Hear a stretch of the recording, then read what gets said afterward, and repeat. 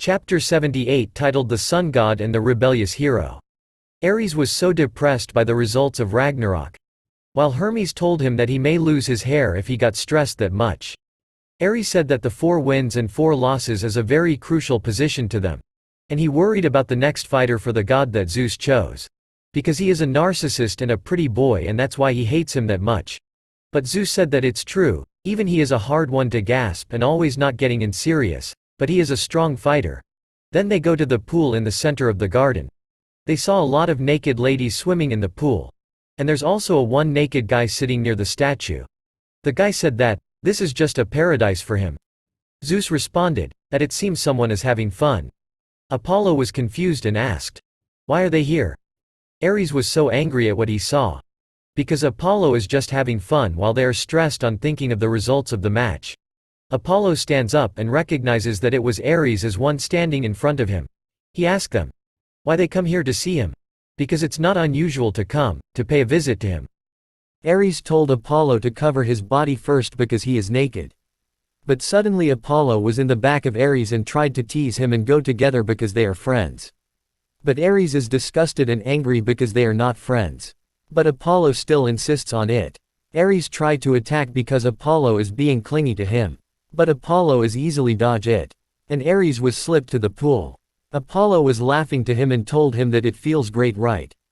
Then Apollo asked to Zeus, why they come to see him. Zeus told him, he choose him to be the next fighter for the 9th round of Ragnarok. Apollo don't have idea about Ragnarok. Zeus told him, that the standing of the match is 4/4. And their 3 losses were Poseidon, Hercules and Hades. Apollo was shocked and couldn't believe what happened to them. He say Pose is a justice boy. And big bro Hattie referred to Hades. He say that it's such a shame. And they must be have looked so beautiful as they died. And he wasn't there to see it. That's why it's such a shame for him. Then Ares react and angry when he heard it. He told Apollo that why he just wanted to see them die and didn't feel any sorrows. Apollo explains that he doesn't feel any sorrows because they give their best and souls in the fights. Ares was shocked, while Hermes was just smiling and Zeus just says, it was a good grief to him. Apollo asks his ladies if they want to see him fight in Ragnarok gorgeously and shine to his brightest. All the ladies agreed for it. Apollo said that, as a god of the sun he must heed to the beautiful cheers and so he will go to the fights. And Ares told him to at least cover his body first before he went to the arena. In Valhalla's arena corridor, Brunhilde and Gaul walking on the whole way. Gaul asked her sister that the standing of the match was 4/4 and the human race was putting a good fight to the gods. But the word of good fight for Brunhilde is no have worth if they don't win. Because all will become naughty and that's how Ragnarok is. Brunhilde said that, because of that reason, he chose this human to be the next fighter for humanity. Brunhilde and Gaul standing in the big strange door. With 2 guards standing on both sides. Brunhilde says that the man who has bucked the call of the gods. The oracles at every time they turn. The human history's mightiest rebel. Then the 2 guards opened the door for them. Inside the whole way, there was a painting of a warriors that fighting. And Brunhilde told to Gaul that since birth of mankind, thousands of people have been risen and fallen time and again. Among those men, are the men of Sparta. Even in death, they never stop their training and that's how the men of Sparta live. In a big room there was a lot of warriors, doing a non-stop training. And there was a guy that just chilling while reading a books. And it was King Leonidas, the king of Sparta. Brunhilde apologized to King Leonidas to keep him waiting. Gaul was amazed when she saw King Leonidas because he is very famous. Brunhilde told King Leonidas that he will be the next fighter for mankind for the next round. But Leonidas immediately refused it. Gaul was shocked, because of how he refused it. Leonidas explained that it doesn't matter to him who will fight for the 9th round. Because if he's gonna fight, it must be the first round or the last round. He wants his fight to have a big impact on Ragnarok. Gaul told her sister that King Leonidas has a big head attitude. But Brunhilde already knows this happened. She has a backup plan on this. She told King Leonidas that it's so unfortunate if he will not fight now, while showing a picture of Apollo, the next god fighter representative. She told him, I thought across the 7 million years of human history, only King Leonidas can defeat Apollo. And she apologized to him and asked Gaul to let's head back. But Leonidas stopped them. He asks if Apollo is the same guy who is a god of sun. Brunhilde smiled. She knew Leonidas took her bait. She told him that they are the same person. Leonidas says. Apollo is sure of a punchable face. And even called him a shithead. Gull shock when he heard this word.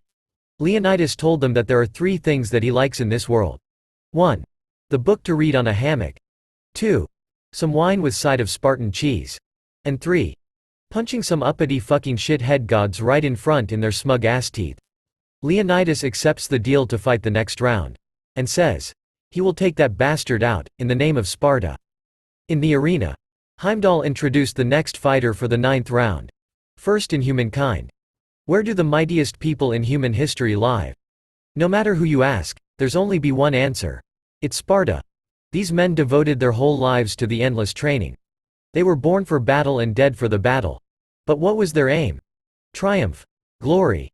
Legend tells of the Battle of Thermopylae in 480 BC when 300 of them stood against an army of 1 million Persian. They never give up. Never surrender. That's written in the blood of every single Spartan. And this man won't bend his knee, or bow his head on any god. The mightiest king, from the mightiest people. King Leonidas of ancient Greece. Then all Spartan warriors are cheering on him. Then Heimdall introduced the next fighter for the god. They see a dazzling light coming out. Leonidas is irritated while waiting. A lot of people are waiting for Apollo's turn and adore him so much. It is because of his silver bow and arrow, which slew the legendary serpent Python. Or it is because of the enchanting melodies, which he brought forth on the lyre. Or maybe because of his overwhelming strength and beauty. Both god and human have honored this beautiful god of the sun, who illuminates the whole heavens by calling him Phoebus, Apollo of Greece, the god of the sun. A lot of beautiful ladies cheering to Apollo, while most macho men are cheering to Leonidas. And that makes him more irritated. In the middle of the arena, they face each other. Then Heimdall commands to start the fight. And King Leonidas make a surprise attacks Apollo with his shield. Many were shocked and even Heimdall. They say it may be a false start. But Brunhilde told them that Leonidas simply attacked at the exact same time as the command to begin. But Apollo easily dodged it. And say. How unsightly. A cowardly brute force surprised attack. Because Leonidas cannot even stay put. He told Leonidas he is very animalistic and how human you dare to show him irreverence, insolence, discourtesy, and arrogance. But Leonidas responds to him. Even when he sees him, he is shitty little sun god. Then he releases smoke on his mouth form his cigarettes. Apollo wonder. And ask him if they meet somewhere before. Calling him a shitty is an uncommon word. He gave a warning to Leonidas.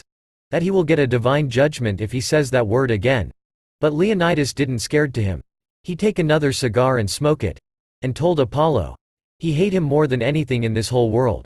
And called him a shithead again in a loud voice.